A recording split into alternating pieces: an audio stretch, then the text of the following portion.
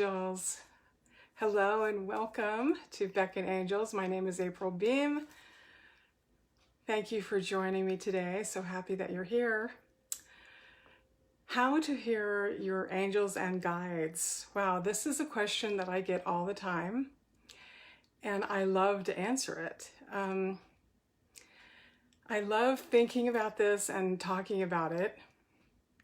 And I was asking my guides and my angels earlier before this, and I wrote some notes down, and I have them here on my iPad. And one of the questions that I get the most often is, which voice is it? Like when you hear a voice in your head, which voice is the voice of your intuition, your spirit guides, your angels? Which voice is it? So here's what I've come up with. For me, it comes in on the left side, and obviously you're still, you're quiet, you're contemplative, you're reflective, or you could just be doing some mundane task, and then you'll get a little bit of inspiration or something. But if you're asking a specific question, like, should I do this? For me, it's right on the left side, right around the temple. And it's hard to explain it, actually. But I can tell you that the voice I listen to the most, that I believe is my spirit guides, is the voice that is the quietest, the smallest, tiny, itty-bitty whisper, the voice that is far away. It's up there way in the back, way far away. You can barely hear it. It's barely audible. It's sort of like the shyest person in the room. And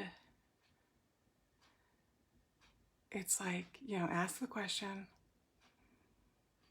and then you'll hear an immediate answer. I believe that is the ego. And then the next answer might be guidance. And it's almost a full 15, 30 seconds later where it's back here, it's me, up here, little tiny, little voice, I think you should do this. That's the answer. That's your intuition. That's your spirit guide. That's your guardian angel speaking to you. The furthest away from your ego is where you will find your answers. The furthest away from your ego is where you will find the answers. And that's makes so much sense. Like earlier today, I got this brilliant idea. I thought it was brilliant. And I checked with my guides, and they were not enthusiastic about this idea I had.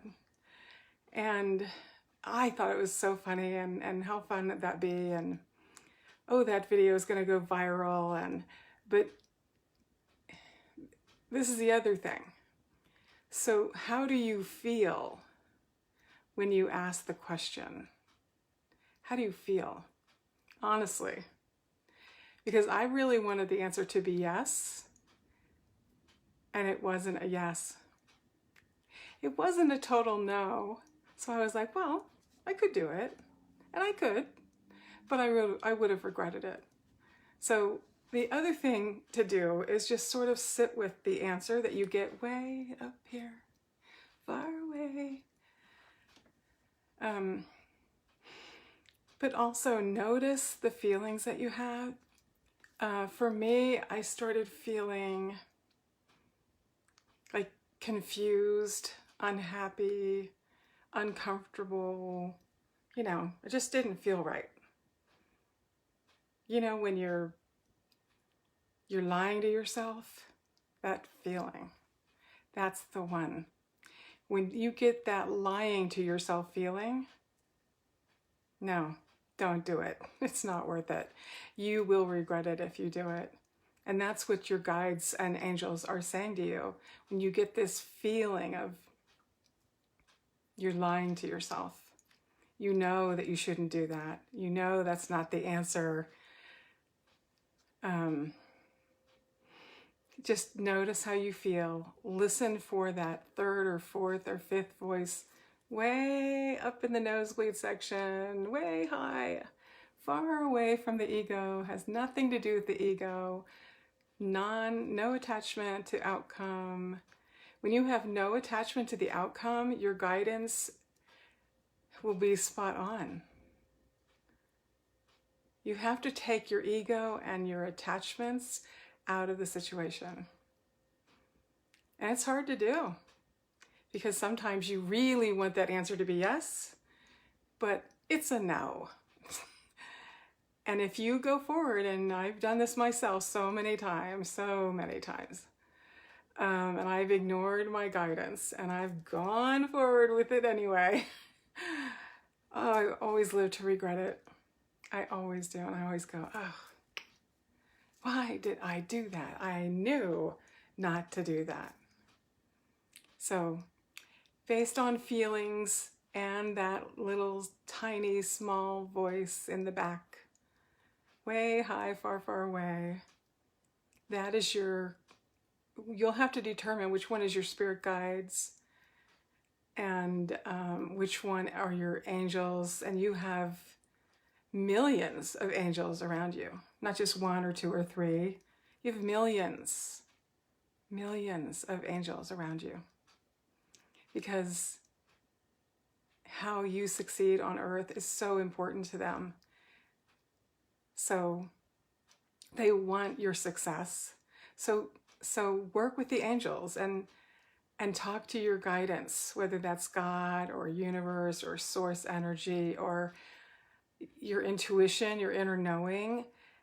Any of those things can be your spirit guides, or it could be a loved one, maybe on the other side of the veil.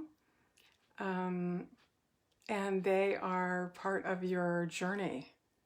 When they cross over, they become part of your guidance.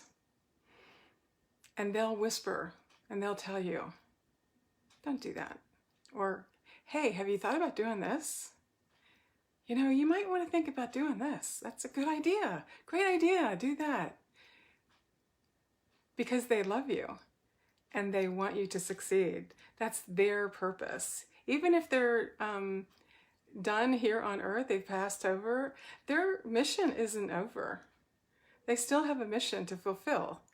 And that usually includes helping people that they love that are still here on earth to shine their light, to live their best life, to have their truest heart's desire, the things that make them happy and feel good.